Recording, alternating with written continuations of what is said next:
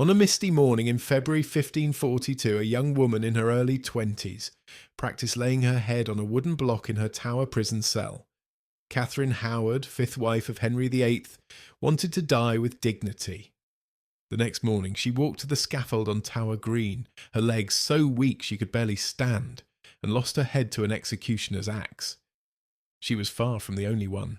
For nearly 1,000 years the Tower of London has been England's most notorious address: royal palace, impregnable fortress, torture chamber, prison, zoo, mint, execution ground. It's seen more bloodshed, betrayal and beheadings than perhaps any other building in history. This is the story of the Tower of London. Picture this, it's 1066. William the Conqueror has just slaughtered King Harold at the Battle of Hastings. But London isn't exactly throwing a welcome parade. The defeated Anglo-Saxons are seething and William knows it. So he does what any paranoid new king would do. He builds the most intimidating fortress England has ever seen, right on the banks of the Thames.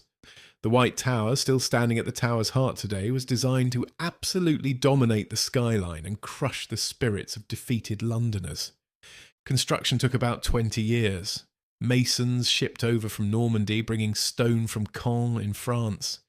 English labourers did the actual back-breaking work, building the very fortress designed to oppress them. The White Tower was revolutionary for its time. At 90 feet high with walls 15 feet thick at the base, it featured cutting-edge Norman architecture. Innovative wall fireplaces, medieval toilets called garderobes, and a well in the basement for sieges. The chapel of St. John the Evangelist inside remains one of the finest examples of Norman church architecture in England. But here's what really mattered. This wasn't just military genius, it was psychological warfare. William wanted every person in London to look at that massive white stone keep and think, we're screwed. And for the most part, it worked. Over the next 2 centuries, successive kings kept adding to William's original vision. Henry III built the inner curtain wall with 13 towers in the mid-1200s. His son Edward I added the outer curtain wall, creating the concentric fortress design that still stands today. 2 rings of defensive walls with the White Tower at the centre, all surrounded by a moat fed by the Thames. By the time Edward I was done, the tower covered 18 acres and was considered one of the most advanced fortresses in medieval Europe. It had everything: drawbridges, murder holes, arrow slits, massive gatehouses. If you wanted to storm this place, you'd better bring an army and a lot of time. But the tower's real power wasn't just military, it was symbolic. Control the tower, control the kingdom. Which is why what happened inside its walls would shape English history for the next 500 years. But before it became famous for executions, the tower had a surprisingly whimsical side. It was home to the Royal Menagerie, one of the world's first zoos. It started in 1235 when Holy Roman Emperor Frederick II gifted King Henry III 3 leopards. Not to be outdone, King Louis IX of France sent Henry a magnificent African elephant in 1255, the first elephant ever seen in England. Then came the polar bear. In 1252, the King of Norway sent Henry III a polar bear. Londoners went absolutely wild. The menagerie grew for centuries, housing lions, monkeys, eagles, and even an ostrich. It became one of London's top tourist attractions. Admission? 3 halfpence. Or if you were broke, you could bring a cat or dog to feed to the lions. Yes, really. The zoo lasted until the 1830s, when the animals were finally transferred to the new London Zoo in Regent's Park. But those early centuries of exotic beasts gave the tower a reputation as a place of wonder before its darker reputation took over. The tower's real business was beginning, holding political prisoners. The first prisoner, Ranulph Flambard, Bishop of Durham, locked up in 1100. He's also notable for being the first person to escape. He got his guards drunk, then climbed down a rope smuggled in a wine cask. Clever man. Throughout the medieval period, the tower held nobles, bishops, and anyone who pissed off the king. Some lived in comfortable apartments, others rotted in dungeons. It all depended on your rank and how much the monarch wanted you to suffer, but the real bloodbath was still to come. Let's start with the tower's most enduring mystery, the disappearance of two young boys in the summer of 1483. When King Edward IV died suddenly in April 1483, his 12-year-old son Edward V was supposed to become king. Edward's uncle, Richard, Duke of Gloucester, was named Lord Protector and escorted the young king to the Tower of London for his safety. A few weeks later, Edward's 9-year-old brother, Richard, joined him. Contemporary accounts describe the boys shooting arrows in the Tower gardens, playing like normal kids. But by autumn 1483, they were never seen again. What happened? Richard, Duke of Gloucester, declared the boys illegitimate, claiming their father's marriage was invalid, and crowned himself King Richard III. For 500 years, everyone assumed Richard III murdered his nephews. Shakespeare certainly thought so, portraying him as a hunchbacked villain. But there's actually no proof. Recent research suggests Henry VII, who defeated Richard at Bosworth in 1485, had just as much motive. Live princes would have threatened his shaky claim to the throne. In 1674, during renovations, workmen found two small skeletons buried beneath a staircase in the White Tower. Were they the princes? King Charles II thought so and had them reburied in Westminster Abbey with full honours. Modern DNA testing has been proposed but never completed because the royal family won't allow exhumation. The mystery endures. If the princess in the tower is the tower's greatest mystery, Anne Boleyn is its most famous victim. Anne Boleyn didn't just die at the tower, she changed the entire course of English history. When Henry VIII became obsessed with her in the 1520s, she refused to become his mistress. She wanted to be queen. Problem: Henry was already married to Catherine of Aragon and the Pope wouldn't grant a divorce. Henry's solution? Break with Rome, create the Church of England, declare himself its head, divorce Catherine and marry Anne. They married in 1533. Anne gave birth to a daughter, the future Elizabeth I, but couldn't produce the male heir Henry desperately wanted. By 1536, after several miscarriages, Henry was done with her. He had Anne arrested and brought to the Tower on May 2nd, 1536, accused of adultery with 5 men, including her own brother George. The charges were almost certainly fabricated. One of the alleged affairs supposedly happened when Anne was visibly pregnant and on bed rest, but truth didn't matter. Anne was housed in the same luxurious apartments she'd stayed in for her coronation just 3 years earlier. When told she'd be executed, she famously quipped about her little neck and how the French swordsman would have an easy job of it. On May 19th, 1536, Anne Boleyn walked to the scaffold on Tower Green. Unlike most beheadings, which used an axe, Henry had imported an expert swordsman from Calais.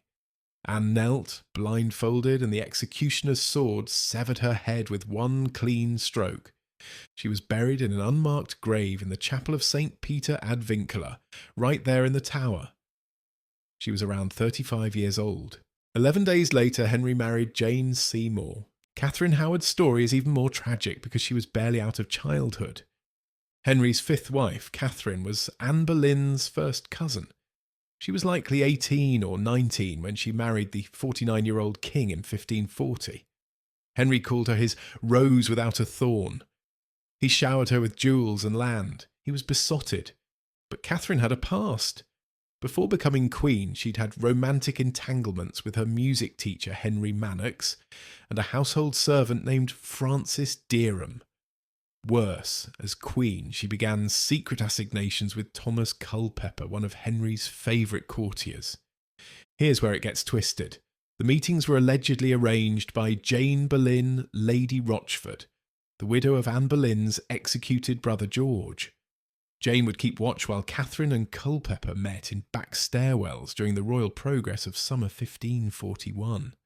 When the affair was discovered, everyone involved was doomed. Culpeper and Dereham were executed at Tyburn in December 1541. Culpeper, because he was nobility, got a clean beheading.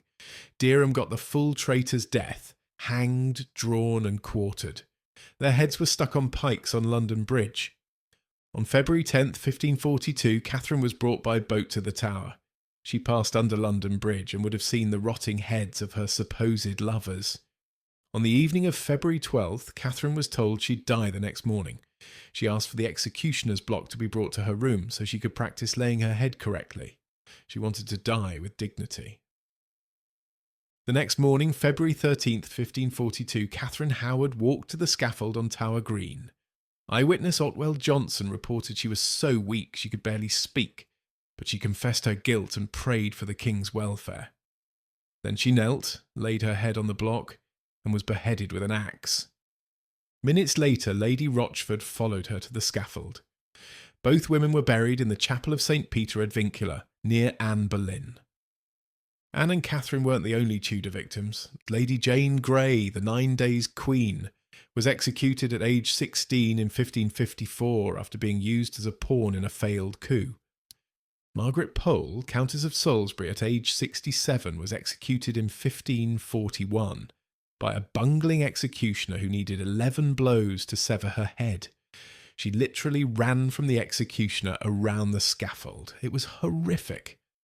Robert Devereux, Earl of Essex, Elizabeth I's former favourite, was beheaded in 1601 for treason. By the time the Tudors were done, the Tower's reputation as a place of execution was sealed. Contrary to Victorian Gothic fantasies, torture at the Tower was actually relatively rare. Only high-profile cases got the full treatment, and it required a warrant from the Privy Council. The most famous victim was Guy Fawkes, caught in 1605 trying to blow up Parliament with barrels of gunpowder. He was brought to the Tower and interrogated in the Queen's house. King James I authorised torture, writing that the rack could be used per gradus ad ima, by degrees and to the utmost. Fawkes held out for days before finally confessing. His signature on his confession shows a man broken. The handwriting is barely legible, his hand shaking from the torture. He and the other gunpowder plot conspirators were eventually hanged, drawn, and quartered. Parts of their bodies were displayed throughout London as a warning. The Tower also famously held Anne Askew, the only woman reportedly tortured at the Tower, was stretched on the rack in 1546 for her Protestant beliefs. She never recanted. She was burned at the stake. Sir Walter Raleigh, the famous explorer, was imprisoned twice at the Tower. During his second imprisonment around 1603 to 1616, he lived relatively comfortably in the bloody Tower, even conducting scientific experiments. He was eventually executed in 1618. The Tower's use as a prison didn't end with the Tudors. During both world wars, it held prisoners of war and spies. The last person executed at the Tower was Joseph Jacobs, a German spy, shot by firing squad on August 15, 1941. He was 43 years old. The chair in which he sat when he was executed is on display in the White Tower today. 12 German spies were executed at the Tower during World War I and World War II, all by firing squad in the Tower's rifle range. The last execution by beheading at the Tower had been in 1747. Even in the 1950s, the Tower briefly held the notorious Cray twins, the last prisoners officially recorded there in 1952. Today, the Tower of London is one of Britain's top tourist attractions, drawing over 3 million visitors annually. The yeoman warders, called Beefeaters, still live on site and conduct tours. They're all retired military personnel who served at least 22 years. They wear Tudor-era uniforms and are walking encyclopedias of Tower history. The Tower still houses the crown jewels, including the imperial state crown worn by monarchs at their coronation, and the 530-carat Cullinan 1 diamond, the largest clear-cut diamond in the world. And then there are the ravens. Legend says that if the ravens ever leave the Tower, the kingdom will fall. King Charles II made it official policy that at least 6 ravens must always be kept at the Tower. Today there are 7, one spare just in case. Their wings are carefully trimmed so they can't fly away, and they're cared for by a raven master. The ceremony of the keys, where the Tower is locked up each night, has taken place every single night for at least 700 years. Even during the Blitz in World War II, when a bomb landed on the Tower, the ceremony continued without interruption. Architecturally, the Tower is a fascinating hodgepodge of styles from across 9 centuries. The White Tower itself is the finest example of late 11th century Norman fortress architecture in Europe. Its thick walls, rounded arches, and innovative features like wall-mounted fireplaces were cutting-edge technology in 1078. The concentric castle design added by Henry III and Edward I in the 13th century made the tower one of the most advanced fortresses of the medieval period. This design, inner and outer defensive walls with the keep at the centre, was the gold standard for castle design across Europe. But here's where it gets messy: the Victorians. In the 19th century, there was a huge revival of interest in medieval England. The problem? The Victorians had their own ideas about what a proper medieval castle should look like. Between 1845 and 1885, they demolished most of the Tudor and post-medieval buildings because they didn't look medieval enough. Perfectly good historical buildings, gone. In their place, they built neo-Gothic structures like the Waterloo Barracks, designed to look medieval but are actually entirely Victorian. Today, visitors often can't tell which buildings are genuinely medieval and which are Victorian fantasies. The irony is that in trying to restore the tower to its medieval glory, the Victorians destroyed much of its actual history. Despite Victorian meddling, the tower's significance was officially recognised in 1988 when it was designated a UNESCO World Heritage Site. It's been called an outstanding example of late 11th century innovative Norman military architecture, with its fundamental roles in England's development: defence, record-keeping, coinage, and as the setting for key historical events including the execution of 3 English queens. The Tower of London isn't just a building, it's a physical manifestation of 1,000 years of English power, paranoia, and violence. The walls have literally absorbed centuries of blood. Unsurprisingly, the tower is considered one of the most haunted buildings in Britain. Guards and visitors report seeing Anne Boleyn walking near the site of her execution, carrying her head. The ghost of the Countess of Salisbury supposedly reenacts her botched execution. The princes in the tower appear as 2 small figures in nightgowns on the stairs of the bloody tower. Real or not, the ghosts add to the tower's mystique. But here's what's truly remarkable. After everything, all the murder, torture and executions, the tower still stands. Today, it's no longer a prison or a fortress, it's a museum, a symbol, a UNESCO World Heritage Site. 3 million people a year come to marvel at its architecture, see the crown jewels, meet the ravens and walk the same grounds where queens lost their heads. The Tower of London is England's memory, preserved in white stone and dark legends. It's where the weight of history is literally visible in every tower, every courtyard, every bloodstain. And it's not going anywhere. If you enjoyed this deep dive into the Tower of London, hit that like button and subscribe for more architectural videos exploring the stories behind the world's most fascinating buildings. Got a building you'd like me to cover next? Drop a comment below. Thanks for watching,